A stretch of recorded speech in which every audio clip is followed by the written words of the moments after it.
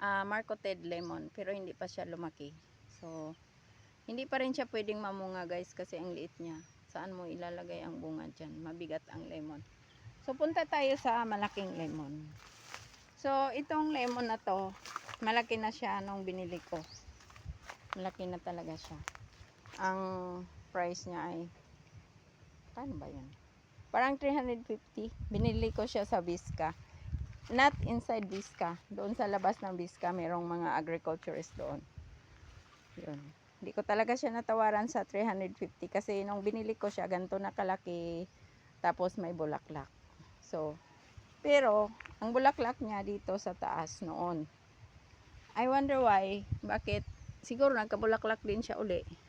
Pagbalik ko, after 5 months, ayan, may bunga na. 2, 3, tatlo na ang bunga niya. Yan. Yan guys, oh. Ang lalaki. US lemon. US variety. Ito malapit na mahinog.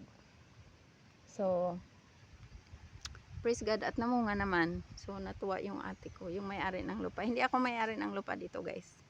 Ako lang yung planter. Kasi ako lang mahilig mag laro-laro sa lupa. Of course, may guantes naman tayo. So, okay lang. So, yan guys ang ating lemon. So, magtanim kayo ng lemon. Nabubuhay siya sa malaking paso or sa drum. So, kailangan lang ng lemon, tubig, araw, at saka fertilizer.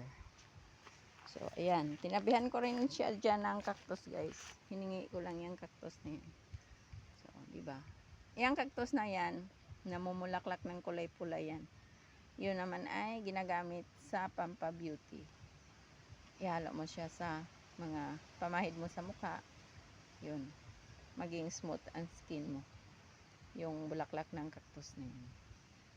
Hindi yan. Basta magkapatong siya ng bulaklak na kulay pula. Lalaki pa yan. So, ayan guys, ang ating lemon. So, back to lemon. So, rich in vitamin C ang lemon guys.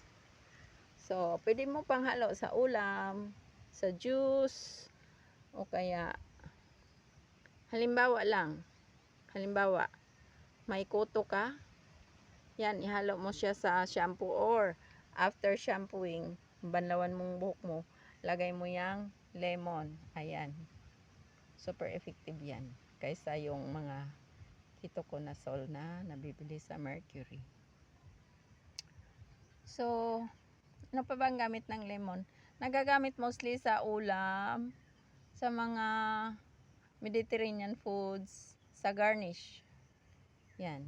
Pwede rin siya pampakintab ng balat. Pag naligo ka, scrub mo. Kapag marami ka ng lemon. So, magtanim ka ng maraming lemon kung gusto mong tuwing ligo mo. Scrub mo yan sa katawan mo. Yan. Super flawless ka na.